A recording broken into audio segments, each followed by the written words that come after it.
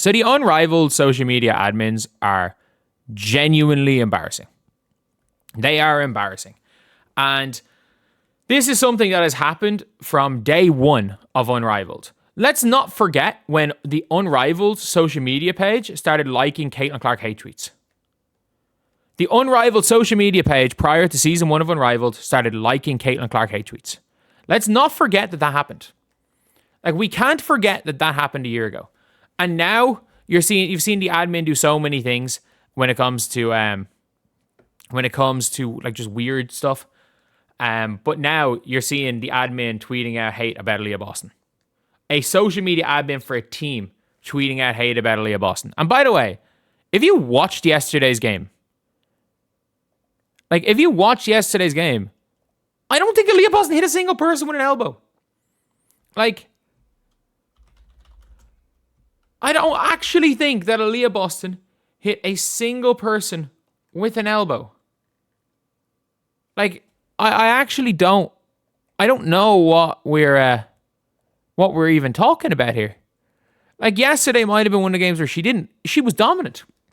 She dominated on the inside. And by the way, you're seeing admins mad because it's Aliyah Boston. Because you better believe, I will never forget. You will never forget the Angel Wilson's face when she heard the Fever one. When Angel Wilson heard the Fever beat the Atlanta Dream, it was like she'd seen a damn ghost. Because that's just the way this is. And it's, you hear Angel Reese being like, oh, it's so great to play for fans that that are positive towards all the players. And I'm like, dude, you don't, that is not sports. That is not sports. And that's the weirdest thing. This is not sport. It's so funny when it comes down to this, is this Unrivaled will never succeed as a sports league. It might succeed as a traveling show, which is why I think it's smart to be turned into a traveling show. It will not succeed as a sports league because they refuse to allow any rivalries. They think rivalry is a bad thing. It's everything about the WNBA is fucking bullshit when it comes to sports. You can't do that. Again, it's not a men versus women's thing. It's not. I'll always give an example. I grew up watching the Tulsa Rovers women's basketball team. This is the most niche reference ever. And I grew up watching that team who were mediocre for a while, and Waterford used to come down and spank Tulsa every single year. Every year Waterford used to spank Tulsa. And then Tulsa got an unbelievable pro in by the name of Eva Cunningham. They got to a National Cup semi-final. They played Waterford. And I just remember that was probably the most heated I've ever seen a section of fans. It was nothing personal. Nothing personal. You got the Waterford fans who there was a beatdown. There was a rival, the entire Tulsa fan. There was not a hatred towards the players, but it was we want to beat these fuckers. Every fan wanted to. It was as big as any of the men's games. And that's what I was like, that's sports. That's sports. You want these rivalries. You want these heated rivalries. And it seems like Unrivaled, it's everyone versus the Fever in the WNBA, and it's the entire league of Unrivaled versus the Fever players in Unrivaled. It seems like that. It seems like that. And you see it with Fever players. They just hang out. They just hang out together. All the other players are there, they're doing everything they can, basically treating it like it's a summer camp. And the fucking Fever players. And you know what? I'm so happy. I'm so happy. Because I don't want any team to like the Fever. I don't want another team to like the Fever. The Fever are fucking killers. And that's one of the things I don't think people realize, is that Indiana Fever team are killers. They are a team that absolutely have a chip on their shoulder. They're a team of killers. And I don't think people realize what the rest of the league are doing. What Unrivaled are doing. Do you know how powerful having a chip on your shoulder is? Do you know how powerful it is having the mentality that everyone is out to get you? There's a reason why Jose Mourinho won a Champions League with Porto. There's a reason why Jose Mourinho, the first thing he did when he became the Chelsea manager was put a target on their back.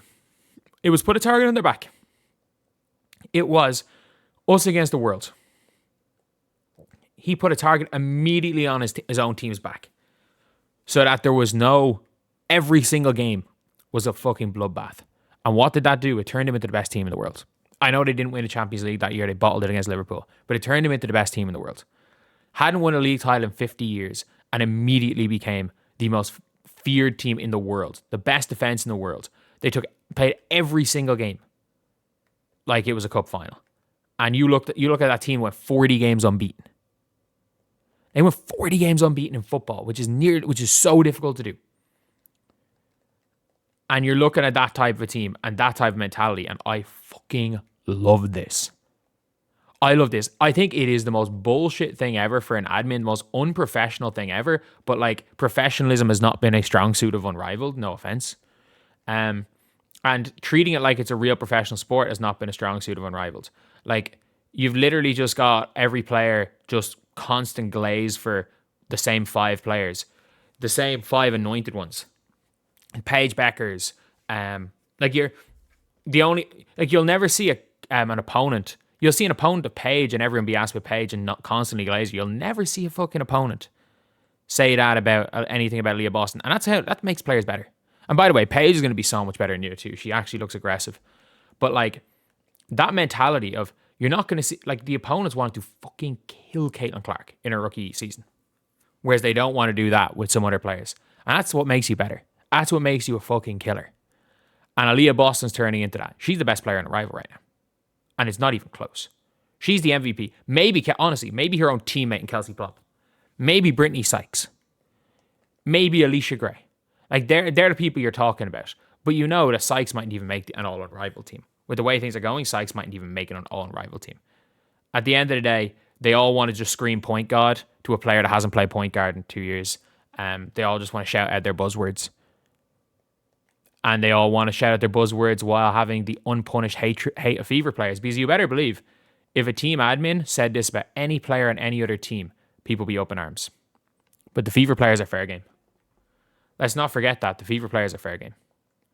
And you know what? Good. Because that's the mentality towards the Indiana Fever. It means that anyone who joins the Indiana Fever has got to buy into that. Has got to know. The Wanna Bonner didn't. Fuck her. They got better without her. They replaced the Wanna Bonner with freaking nobody. They went in with 10 players in the playoffs.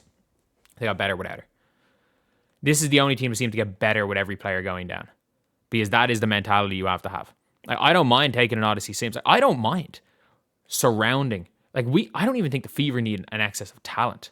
Like, all the Fever need to do is surround their big 3 with people who are with gritty hustle players who want to be there and know how to win and are willing to do what it takes to win.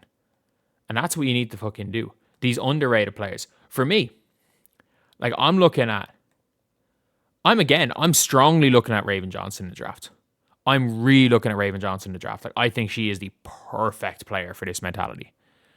Because she's been the most underrated. Like, I think you get a bunch of players that have been slept on. Like, you saw what Natasha Howard gave. Like, whatever Natasha Howard, it was frustrating watching Natasha Howard play. But if you saw Natasha Howard in Dallas, or realistically anything post Seattle, like, that is the most effort Natasha Howard put into basketball in years. It was the most effort she put in years. You want players with chips on the shoulder. And this is going to fucking start it. I cannot wait. The Aliyah Boston villain arc amongst the WNBA faithful has already started. I cannot wait till she gets her first MVP.